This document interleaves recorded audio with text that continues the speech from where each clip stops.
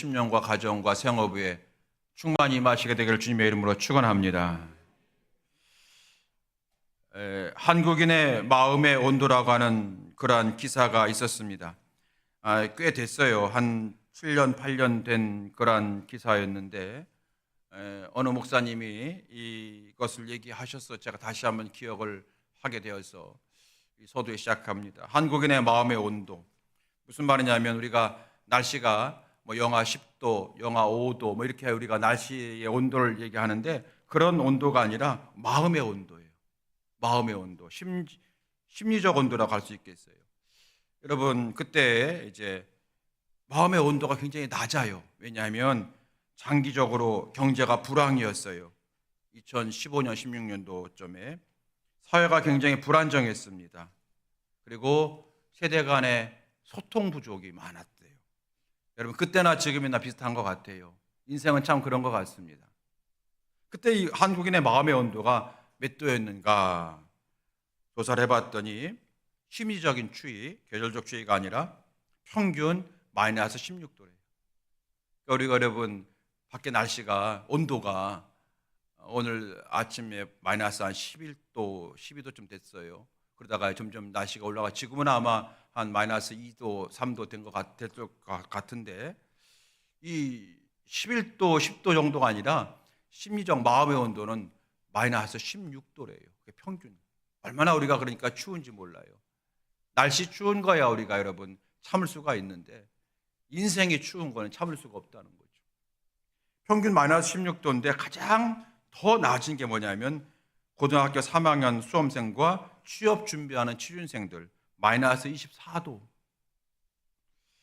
20, 30대 직장인들 마이너스 14도, 마이너스 15도, 40대가 제일 높더라고요. 마이너스 9도. 40대가 되면 그래도 좀 일을 조금 성취하는 때인가 봐요. 그래서 좀 조금 높고 다시 그러다가 50대 중반 넘어가게 되면 마이너스 15도. 왜냐하면 이때는 이제 은퇴, 노후 걱정, 건강 걱정 이런 것 때문에 더 내려가나 봐요. 여러분 어쨌든 우리의 마음의 온도가 심리적 온도가 이렇게 얼어붙었다는 거예요. 여러분 그런데 이 얼어붙은 우리의 인생을 새롭게 하시고 그리고 빛되게 하시고 그리고 환하게 할 수 있는 분이 우리 하나님이신 줄로 믿습니다. 오늘 여러분 그 하나님을 다시 한번 바라보시고요. 하나님께서 우리에게 뭐라고 말씀하시는지 여러분께서 잘 들어보시면서 그 말씀이 여러분과 저에게 생명의 말씀이 되어지기를 간절히 축복합니다. 오늘 말씀의 제목입니다. 복 있게 사는 성도가 됩시다. 한번 따라서 해보겠습니다. 시작. 복 있게 사는 성도가 됩시다. 여러분 나만 복 받는 것이 아니라 옆 사람도 복 있게 살아야죠. 옆 사람도 그렇게 축복합시다. 복 있게 사는 성도가 되세요. 시작. 우리가 여러분 새해 복 많이 받으세요. 그리고 우리는 예수 믿는 사람이니까 주님이 주시는 축복 많이 받으세요. 이렇게 우리가 축복했어요. 어떻게 하면 우리가 복 받을 수가 있을까? 어떻게 하면 우리가 하나님의 복과 은혜를 받을 수가 있을까요? 사실 우리 성도들은 저와 여러분이나 하나님의 복을 가장 많이 받은 사람이에요. 이미. 왜냐하면 가장 큰 구원의 복 받았기 때문에 영생의 복 받았기 때문인 줄로 믿습니다. 하나님 나라의 복을 받은 거예요. 우리가 지난 주간에 우리 사랑했던 함께 신앙생활했던 최영수 권사님께서 소천하셔서 장례식이 있었잖아요. 여러분 그렇지만 세상적인 용어로는 장례식이지만 신앙적인 용어로 하면 천국 입성 예배를 드린 줄로 믿습니다. 여러분 마지막 어떻게 돼요? 세상에서 아무리 떵떵거리며 살았던 사람이라 할지라도 마지막은 초라할 수밖에 없는 거예요. 그런데 세상에서 아무리 힘들고 어렵게 살았다 할지라도 예수 믿는 사람은 천국에 입성하는 것이기 때문에 가장 화려한 날이 되는 줄로 믿습니다. 우리 그 복 받은 거예요. 할렐루야. 우리가 예수 믿고 성도 되어서 구원의 복 받았고 하나님의 복을 받았습니다. 우리는 사실 그 복으로 충분한데 우리 하나님은 그렇지 않으신가 봐요. 하나님은 우리에게 너희가 구원의 복 받았고 이제 영생 복 받았으니까 이제 내가 너희한테 줄 복이 없어 라고 말씀하시는 것이 아니라, 너희가 구원의 복 받았고 천국의 복 받았으니 이 땅에 살아가는 동안에도 너희들에게 평강의 복이 임하고 기쁨의 복이 임하고 감사의 복이 임하고 번성의 복이 임하길 원한다라고 말씀하시는 거예요. 생육하고 번성하고 땅에 충만하라 말씀하시는 거예요. 그래서 우리에게 늘 말씀하시는 거예요. 그러니까 기도해라 말씀하시는 거예요. 그러니까 말씀대로 살기 힘써라 말씀하시는 겁니다. 여러분, 성경에는요, 하나님 믿고 복된 영혼이 되고 복된 인생이 된 분들이 많이 소개가 되는데, 그분들을 보게 되면 공통점이 있다는 거예요. 첫 번째는 뭐냐면, 하나님 은혜 주시옵소서, 하나님 저를 불쌍히 여겨 주시옵소서, 하나님 제가 하나님께 은혜 받을 자격이 없습니다, 복 받을 자격이 없습니다. 그렇지만 하나님, 저 하나님의 자녀 아닙니까? 하나님 저를 복되게 해주세요. 날마다 기도하던 사람들이었다는 거고요. 두 번째는 뭐냐면, 하나님께서 복 주실 만한, 하나님께 복 받을 만한 마음과 행동이 뒤따랐더라는 거예요. 이게 두 가지 공통점이 있는 겁니다. 우리가 본문 말씀 읽으신 시편 112편 말씀도 그 교훈을 주고 있는 말씀이 되어져요. 여러분, 이 말씀을 통해서 어떤 사람이 하나님께 은혜를 받는지, 어떤 사람이 하나님께 복 받는지를 우리가 새롭게 깨달아질 겁니다. 오늘 그것을 함께 묵상해 볼 거예요. 저와 함께 말씀 한 절 한 절 읽어가면서 여러분 그 교훈을 받기를 원합니다. 자, 어떤 교훈일까? 첫 번째입니다. 하나님의 말씀을 가까이 하는 성도가 하나님께 복 있는 성도가 된다고 말씀하세요. 말씀을 가까이 하는 성도가 될 때에 복을 받는 거예요.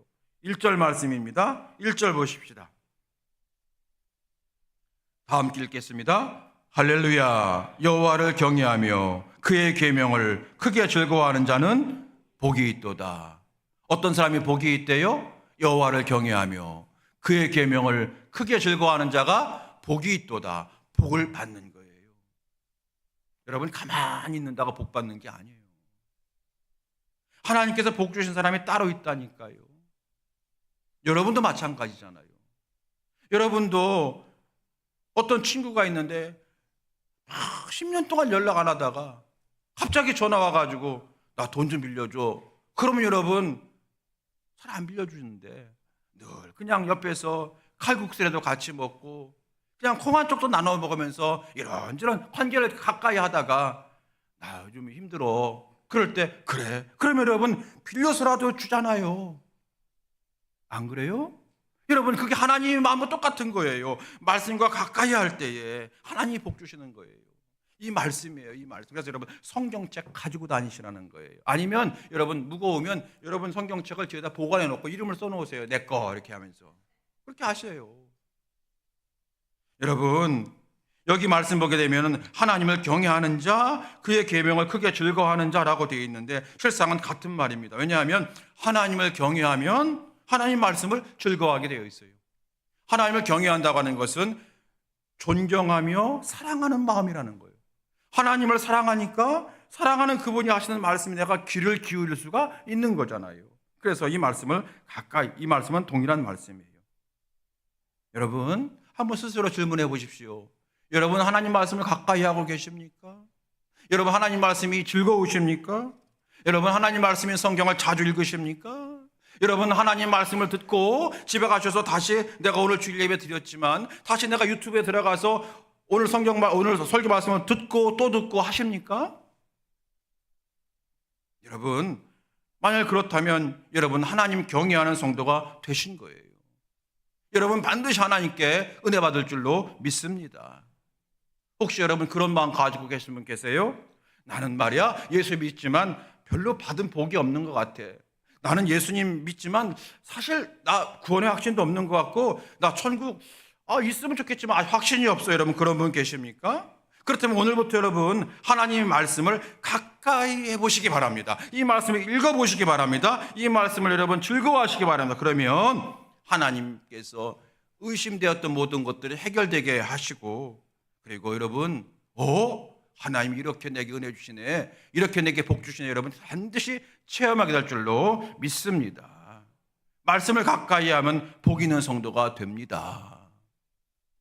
그렇기 때문에 여러분, 우리에게 말씀을 가까이 못하도록 하는 아주 나쁜 세력이 있어요. 뭐예요? 마귀 사탄이 있어요. 마귀 사탄은 어떻게든지 우리로 하여금 이 말씀과 멀어지게 해요. 왜요? 말씀을 가까이 하면 내가 복 받으니까 나 복 받지 못하도록 자꾸 말씀을 멀어지게 합니다. 말씀을 들을 때 은혜 받지 못하게 합니다. 자꾸 다른 생각하게 합니다. 또 말씀을 들을 때에 아이고 목사님이 저런 말씀 하시나 자꾸 의심하게 만들고 목사님의 말씀에 대해서 거부하게 만들어요. 이게 다 여러분의 본심이 아니라 마귀가 그렇게 만들어가는 걸 아셔야 돼요. 여러분, 어떤 사람은 여러분 바빠서 성경 읽을 수 없어, 너무 바빠라고 생각하게 합니다. 여러분 아무리 바빠도 여러분 하루에 한 장 읽을 수가 있거든요. 근데 이 바쁜 세상에 목사님처럼 시간 많은 분이야 말씀 읽을 시간이 있지만 우리는 못해. 여러분 그렇게 생각하게 해요. 그 여러분의 본심이 아닙니다. 마귀 사탄 우리를 유혹하는 거예요. 왜요? 우리로 하여금 복받지 못하도록 자꾸 우리를 멀어지게 하는 거예요. 이것을 아셔야 돼요. 여러분 원죄라는 말이 있어요. 원죄 들어보셨죠? 원죄. 본래부터 태어날 때부터 우리는 죄성을 가지고 있다. 원죄. 그러면서 원죄의 시초가 뭐냐면 창세기 아담과 하와가 선악과를 먹었을 때를 원죄라고 얘기합니다. 많은 신학자들이 그걸 해석을 해요. 원죄가 있는데 그것이 그게 유전이 된다는 둥 이라고 하셨는데 아무리 제가 들어도 이해가 안 되는 거예요. 아니 무슨 유전이 돼? 영적인 그런 조상이지 육적 조상은 아니잖아요. 육적인 피가 유전되는 거지 영적 피가 어떻게 유전됩니까? 여러분 그게 이해가 안 돼요. 원죄가 뭘까? 이거예요. 창세기에서 아담과 하와가 선악과를 먹은 것이 원죄라고 합니다. 여러분 아실 거예요. 그런데 엄밀하게 말하면 아담과 하와가 선악과를 먹은 것은 원죄가 아니라 원죄의 결과물입니다. 원죄의 결과물이에요. 정말 그들에게 있었던 문제의 핵심이 뭐냐면 선악과를 먹었다고 하는 행위가 아니라 이전에 하나님이 말씀하셨거든요. 아담아 하와야 선악과 먹지 마. 선악과 먹지 마. 계속 말씀하셨는데 마귀 사탄이 뭐라고 했어요? 먹어도 돼. 먹어도 돼. 먹어도 돼. 여러분 이 아담과 하와가 누구의 말을 들었어요? 마귀의 말을 들었잖아요. 이것이 문제의 핵심인 거예요. 그러므로 여러분 원죄는 뭐냐면 선악과를 먹은 행위가 원죄가 아니라 하나님의 말씀을 버리고 마귀가 주는 말을 듣는 것이 원죄예요. 그렇기 때문에 우리 모든 인간은 태어나면서부터 이 원죄를 가지고 있다는 거예요. 우리는 본성적으로 하나님 말씀보다는 세상의 말을 따라가려고 하는 습성이 있어요. 이게 원죄예요. 그래서 이 원죄는 여러분 우리 어른들만 있는 것이 아니라 어린이도 원죄를 가지고 태어났다고 하는 것은 바로 이 부분인 거예요.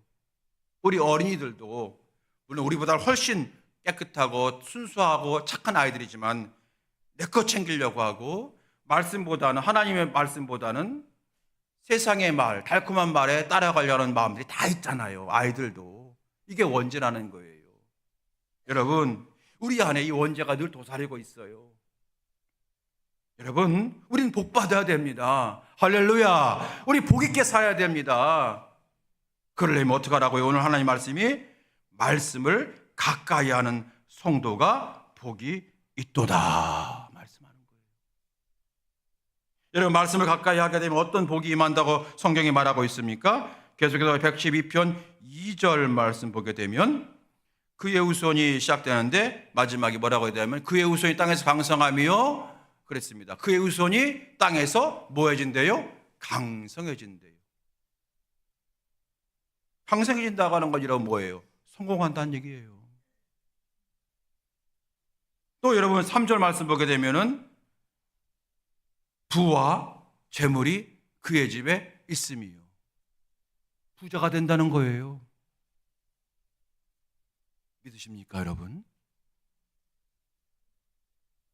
내가 평생 예수 믿었지만 난 부자가 안 되는데 여러분 한번 도전해 보세요. 금년에 내가 금년에 말씀을 읽어보리라. 개그맨 조혜련 씨가 계시죠. 여러분 잘 아실 거예요. 이 조혜련 씨가 이제 교회 집사님이세요. 근데 이분의 어머니 이야기를 하려고 그래요. 이 어머니가 최복순 성도님이신데 이분은 50년간 타종교를 믿은 사람이에요. 한 10여 년간은 불교를 믿고 나머지 한 40년간은 일본 불교의 이단이라고 할 수 있는 불교의 아류 남묘호랑갱교를 믿었던 사람이에요. 그런데 이 딸이 기도함으로 딸의 간절한 기도에 응답되어서 드디어 예수님을 영접하게 되었어요. 이 어머니가. 그런데 이분이 뭘로 유명하냐면 성경 많이 읽기로 유명해요. 물론 80세가 넘으셨으니까 경제활동을 안 하시니까 우리보다 훨씬 시간이 많으시겠죠. 그래서 하루 종일 성경을 읽으신대요. 새벽기도 마친 다음에 무조건 2시간 성경 읽고 오후에도 읽고. 이분은 텔레비전도 안 본대요. 텔레비전 재미가 없대요.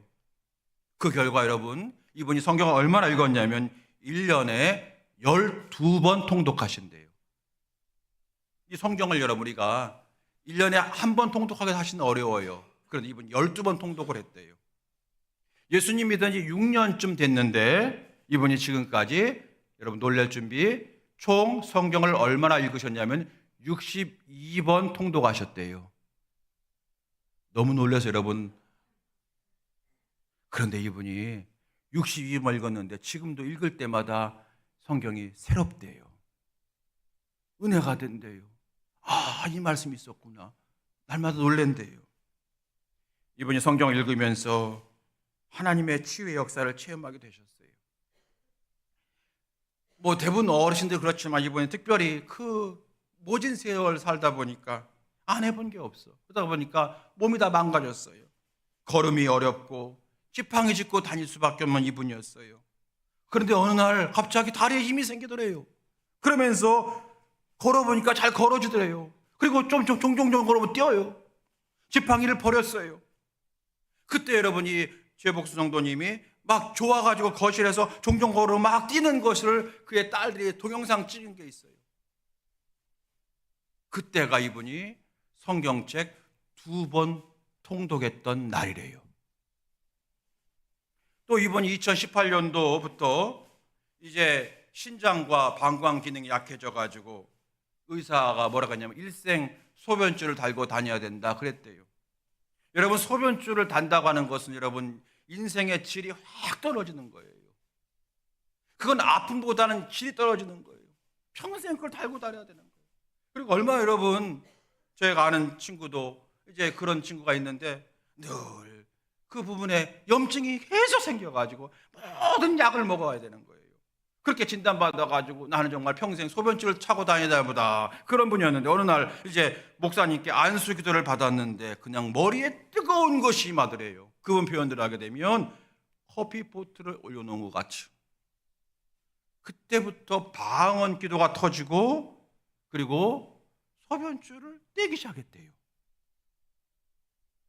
그때가 성경 5독을 마셨을 때라는 거예요. 여러분 말씀은 하나님의 말씀이고요. 이 말씀은 하나님의 능력이 있는 거예요. 여러분 말씀을 읽는 것 자체에 복이 있는 거예요. 말씀을 읽고 말씀을 여러분 외우시기까지 한다면 더 금상첨화겠죠. 여러분 우리가 성경을 가까이 하는 목적은 땅에서 강성해지고 부와 재물이 많아짐에 목적을 두는 것은 결코 아닙니다. 그러나 하나님의 말씀을 가까이 할 때 그 말씀은 우리를 살리는 말씀이고 능력의 말씀이고 지혜의 말씀이기 때문에 이렇게 하나님의 축복이 임하게 되어지는 거예요. 여호와를 경외하며 그의 계명을 크게 즐거워하는 자는 뭐가 있도다? 복이 있도다. 여러분 오늘부터 명함교회는 나는 왜 예수 믿었는데 복 받은 게 없다고 나는 예수 믿었는데 복 받은 게 없다 그런 말 하지 맙시다. 그 전에 먼저 과연 내가 성경을 얼마나 가까이 하고 있는지 과연 정말 한 번이라도 읽어봤는지 한번 여러분 스스로 점검해 보십시다. 여러분 성경을 가까이 하는 자가 복이 있어요. 여기뿐입니까? 여러분 잘 아시는 시편 1편의 말씀도 있잖아요. 복 있는 자는 주야로 묵상하는 자로다.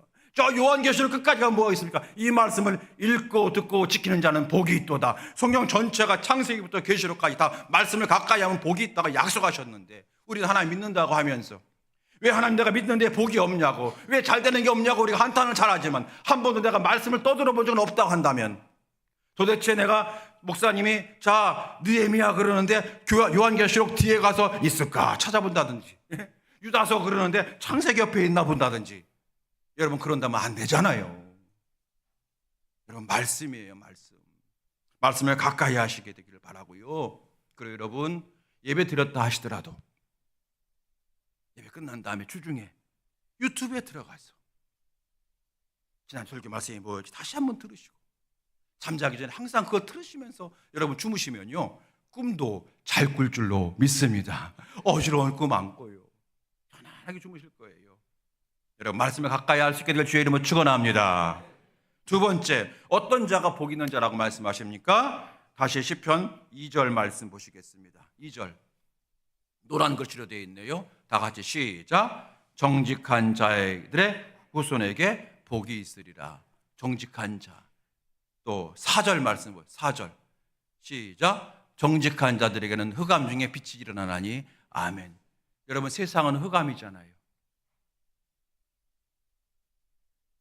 그 흑암과 같은 세상이 내게 빛으로 다가올 수 있대요.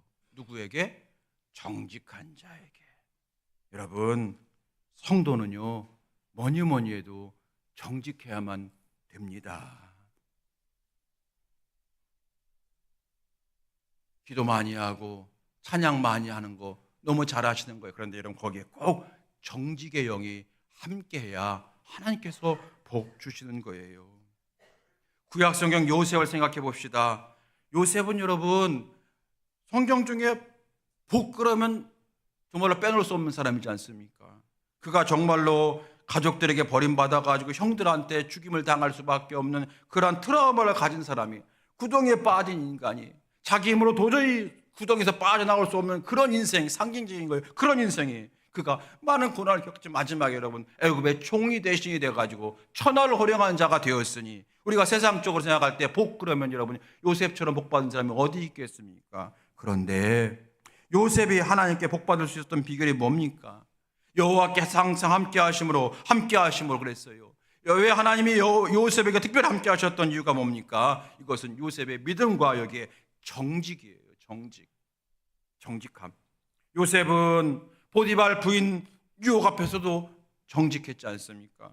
요셉은 자기를 신임하는 보디발 장군 앞에서도 정직하기를 노력했지 않습니까? 무엇보다 요셉은 하나님 앞에서 정직하기를 애썼지 않습니까? 아무도 안 봐. 그럴 때 아닙니다. 하나님이 보고 계십니다.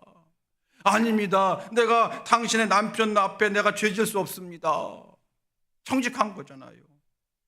여러분, 이 정직이라고 하는 단어는요, 사실 점점 세상에서는 좀 터부시되는, 자꾸 밀려나는 덕목인 것 같아요.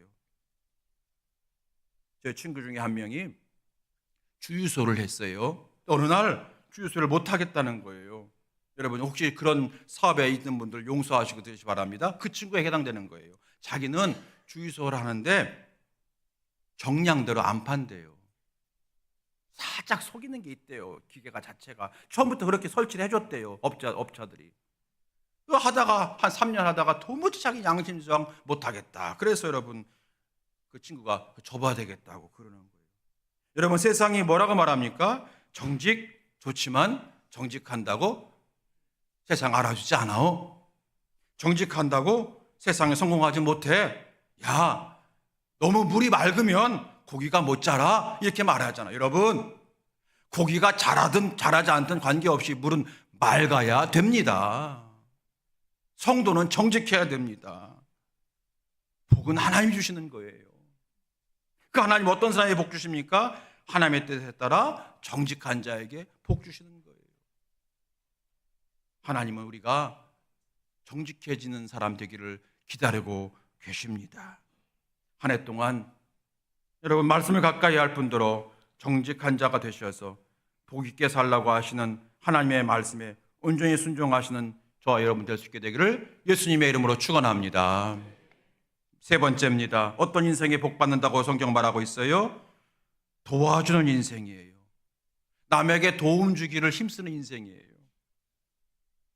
오늘 말씀 확인해 보겠습니다. 5절 말씀 보십시오. 5절 다 같이 읽어봅니다. 시작. 은혜를 베풀며 구워주는 자는 잘 된대. 여러분 잘 된대요. 우리 잘 되기 원하잖아요, 여러분. 근데 여기 성경 뭐라고 했어요? 은혜 베풀며 구워주는 자는 잘 돼. 하나님의 약속이에요. 여러분, 구워주는 것, 베풀어주는 것, 도와주는 것, 그런 거잖아요. 우리는 남을 도와주는 인생이 되어야 됩니다. 여러분, 남을 도와줄 때에 인색하지 마시기 바랍니다. 돈 1, 2만 원에 왔다 갔다 하지 마십시다. 여러분, 인색하지 마셔요. 우리는 하나님께 받은 복이 얼마나 큰지 아는 사람들입니다. 그 은혜를 알기 때문에 우리는 다른 사람에게 도움을 주고 나눠주는 것이 마땅하다고 배운 사람들이에요. 여러분, 다시 요셉을 생각해 보십시다. 요셉이 누명을 쓰고 감옥에 들어갔습니다. 얼마나 외롭고 고독하고 분통 터지고 그랬을 거예요. 그런데 요셉은 거기서 어떻게 살았다고 했어요? 이를 갈며 살았다고 하지 않았습니다. 창세기 40장 6절 이하의 말씀 보게 되면 아침에 요셉이 들어가 보니 감옥에 들어가는 거예요. 가보니 그들에게 근심의 빛이 있는지라. 요셉이 그 주인의 집에 자기와 함께 갇힌 바로의 신하들에게 묻되 어찌하여 오늘 당신들의 얼굴에 근심의 빛이 있나이까? 아니, 여러분, 지금 요셉이 지금 누구 걱정할 처지예요, 지금. 더구나 자기는 노예로서 종으로서 감옥에 갇힌 그 사람들은 여러분 청와대 경호실장, 비서실장 하다가 들어온 사람들이에요. 그 사람한테 가가지고 왜 어려움이 있습니까? 묻다. 이게 말이 됩니까? 이건 여러분 요셉은 습관이 된 거예요. 어려운 사람 보게 되면 그냥 지나치지 못하는 그 습관, 체질화가 된 거예요. 감옥에 갇혔음에도 불구하고 어려움에 처한 사람들을 외면하지 않는 사람인 거예요. 나도 힘들지만 다른 사람들에게 도움을 주려고 하는 모습이 바로 이 모습 아닙니까? 창세기 42장 6절 이하에 보게 되면은 풍년 때에 곡식을 많이 모아두었다가 흉년이 되자 이 곡식을 다 풀어주잖아요. 여러분, 그것도 쉬운 일이 아닙니다. 풍년이 들을 때 곡식을 많이 모아두었다가 흉년 될 때에 풀어준다고요? 여러분, 말이 쉽죠. 쉽지 않습니다. 그런데 요셉은 그렇게 다 풀어주잖아요. 하나님께서 왜 나눔을 좋아하는 사람에게 복 주실까요? 그래야만 하나님께서 복 주시면 그 복 가지고 자기 배 채운 사람이 아니라 또 나눠주거든요. 또 베풀어 주거든요. 그래서 하나님께서 나누기에 인색하지 않는 사람을 주의 깊게 보시고 그 사람에게 복을 주시는 거예요. 그래야 그 사람이 그걸 받고 또 나눠주거든요. 여러분, 우리는 분명해지는 거예요. 오늘 분명해지는 거예요. 하나님이 어떤 사람 복 주시기를 원하실까? 하나님의 은혜를 알고 다른 사람들에게 나눠주기를 좋아하는 사람, 나눌 때 인색하지 않는 사람, 축복하신 하나님이심을 분명히 깨닫게 되어집니다. 그래야만 또다시 받은 축복으로 다른 사람을 살리는 인생이 되거든요. 여러분, 우리는 우리뿐 아니라 우리 명암교회가 더 복 있는 교회가 되기를 다 기도하고 있습니다. 그래서 우리 교회도 나누는 교회가 되어가고 있고 지금까지 잘하고 있으세요. 여러분, 제가 오늘 이 설교 시간에 한 가지 제안을 드려요. 10,000원의 행복 따라합시다. 여러분, 돈 1,000원, 10,000원 할 때 그 10,000원이에요. 10,000원의 행복. 시작. 여러분, 우리 교회에 하늘사랑 헌금이라고 하는 게 있어요. 이게 뭡니까? 그랬더니 우리 장로님들이 이것은 구제헌금의 일종인데 이렇게 이걸 모아다가 구제할 때 쓰고 또 이제 성도들 가운데서 갑자기 계획이 없던 어떤 교회에 어떤 걸 이렇게 해놓을 때 피아노를 한다든지 뭐 할 때 그때 그 헌금을 모아서 한다고 그래요. 그게 이제 하늘사랑 헌금의 목적이라고 하네요. 그래서 제가 여러분 10,000원의 행복의 헌금을 합시다 말려고 하다가 제가 하늘사랑 헌금 그대로 유지하면서 그 하늘사랑 헌금을 여러분 10,000원의 행복 뭐냐면 여러분 오늘부터 여러분 한번 그렇게 좋아해 보십시다. 좀 어려우신 분들은요 한 달에 10,000원 그 하늘사랑 헌금 봉투를 이용하셔서 한 달에 10,000원 헌금하시는 거예요. 좀 여유가 있으신 분은 한 달에 2번 10,000원. 또 어떤 분들은 나도 힘들지만 그래도 그래 도와주는 인생이 되리라. 여러분 그런 사람이면 매주 10,000원씩. 여러분 그 헌금에 모아지면은 행복해지는 거예요. 그 헌금 가지고 뭘 할 거냐? 예를 들어서 어떤 학교가 우리 근처에 초등학교나 중학교에서 졸업식 할 때 우리 교회 이름으로 뭐 100만 원, 200만 원 장학금을 갖다 주고, 또 여러분 이제 5월 달이나 되면은 우리 어버이 주일 때 그때 우리 주변에 있는 노인들 그분들에게 삼계탕에도 한국에 대접해 주고, 그리고 여러분 그것도 모았다가 혹시 분명히 또 올 여름 되게 되면 여러분 지금은 이렇게 춥지만 수해를 당하고 태풍 때문에 그런 분들 있어요. 그때 우리가 또 이 헌금을 가지고 또 가서 도와주고 그렇게 쓰고 싶은 거예요. 10,000원의 행복. 여러분 이 헌금에 다 동참하였으면 좋겠어요. 10,000원의 행복. 그럼 하나님께서 어떻게 보실까요? 우리 교회를 너희가 나누기를 인색하지 않는 교회구나. 내가 너희들에게 너희 교회에 무엇을 주리니? 복 주리니. 아니, 너희 교회가 잘 되나니. 너희 교회가 잘 되나니. 아멘. 마지막 네 번째입니다. 마지막으로 하나님은 어떤 성도에게 복 주신다고 약속하십니까? 오늘 성경 이렇게 말합니다. 믿음으로 사는 것을 두려워하지 않는 성도에게 복을 주신대요. 믿음으로 사는 것을 두려워하지 않는 자에게 복 주신대요. 오늘 여러분 7절 말씀 함께 읽겠습니다. 7절 시작. 그는 흉한 소문을 두려워하지 아니하며 여호와를 의뢰하고 그의 마음을 굳게 정하였도다. 아멘. 마음을 굳게 정한 거예요. 나는 예수님 믿으며 살리라. 나는 말씀대로 살리라. 굳게 정한 거예요. 그런데 어떤 소문이 듭니까? 흉한 소문이 와요. 흉한 소문. 야, 그렇게 믿는다고 잘 될 것 같니? 봐봐, 너 그렇게 신앙생활 열심히 하고 교회 충성하잖아. 그런데 네 자녀들 봐, 아프잖아. 네 자녀 대학 떨어지잖아. 잘 안 되잖아. 이런 흉한 소문이 막 들린다는 거예요. 그런데 흉한 소문을 뭐하지 아니하고 두려워하지 아니하고 여호와를 의뢰하고 마음을 굳게 정하는 거예요. 나는 마지막 날 그날까지 말씀대로 살 거야. 믿음대로 살 거야. 여러분 그런 믿음대로 살기를 두려워하지 않는 성도에게 하나님은 복을 주신다고 오늘 약속하고 있습니다. 사랑하는 성도 여러분, 말씀을 마쳐요. 우리 교회 달력 보게 되면 1월달 달력, 좀 1월이죠? 혹시 여러분 벌써 2월달 달력 넘겨본 적 없으시죠? 대부분 1월인데 1월달 달력에 그림이 있어요. 그림에 여러분 그 글씨가 있어요. 제가 여러분 그 달력을 이번 선택한 이유는 그걸 보자는 거예요. 그 달력에 보게 되면 뭐라고 쓰냐면 1월 달에 우리 마음에 주의 마음 채우소서. 우리의 마음에 주의 마음 채우소서. 하나님 내 마음에 주의 말씀 채우소서. 하나님 내 마음은 지금 갈기갈기 찢어졌어요. 하나님 내 인생은 지금 너무 추워요. 너무 힘들어요.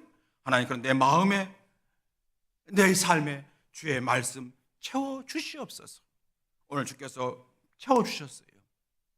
나는 너희들이 잘 되길 원한다. 너희들이 복 있게 살기 원한다. 얘들아 첫 번째 말씀 가까이 하렴. 말씀 많이 읽어. 말씀 많이 읽어. 두 번째 정직해야 돼. 세 번째 남을 돕기를 힘써. 결코 인색하지 마. 네 번째 말씀대로 사는 거 두려워하지 마 라고 하는 말씀이 오늘 우리에게 주어졌어요. 이 네 가지 말씀을 여러분과 저의 마음에 일단 채우십시오. 하나님 역사하세요. 여러분 마음에 지금 뭐가 있어요? 여러분 마음에 지금 뭐가 있어요? 여러분 걱정 있어요? 두려움 있어요? 아니 여러분 다시 묻습니다. 여러분 마음에 어떤 말씀이 살아있나요? 여러분 마음에 한 주간 어떤 말씀이 있었어요? 그 말씀이 나를 끌고 가는 거예요. 그 말씀이 나를 복되게 하는 거예요. 그 말씀 따라가는 자가 여러분 복 있게 사는 거예요. 다시 묻습니다. 여러분 마음에 어떤 말씀이 살아있었습니까? 한 주간 동안 혹시 여러분 말씀은 하나 없고, 물론 나라 걱정 답답하죠. 여러분 이 나라 여러분 구원할 분은 하나님밖에 없잖아요. 그 하나님 말씀이 내게 있습니까? 여러분 가정, 삶, 말씀이 항상 내 앞에 있어서 그 말씀이 나를 끌고 가게 하는 거예요. 통장이 끌고 가는 게 아니요. 건강진단서가 끌고 가는 게 아니요. 말씀이 나를 끌고 가는 거예요. 여러분 그런 자가 복이 있는 성도가 되었다고 성경 우리에게 말씀하고 있는 거예요. 사랑하는 성도 여러분, 우리의 마음에 주의 말씀을 채우시기 바랍니다. 오늘 말씀이 우리 사랑하는 명함의 모든 성도들에게 큰 은혜가 되기를 바라고요. 한 해 동안 지난주에 봤던 인도하신 하나님 결코 의심하지 마시고 오늘 주신 4가지 이 말씀이 여러분과 저의 삶의 실천이 되어져서 1월달보다 2월이 더 잘 되고 2월보다 3월이 더 평강하고 5월보다 여러분 10월이 더 풍성해지는 놀라운 축복의 성도들 다 될 수 있게 되기를 살아계신 예수님의 이름으로 축원드립니다. 찬양하시겠습니다. 나의 힘이 되신 여호와여 찬양하시겠습니다.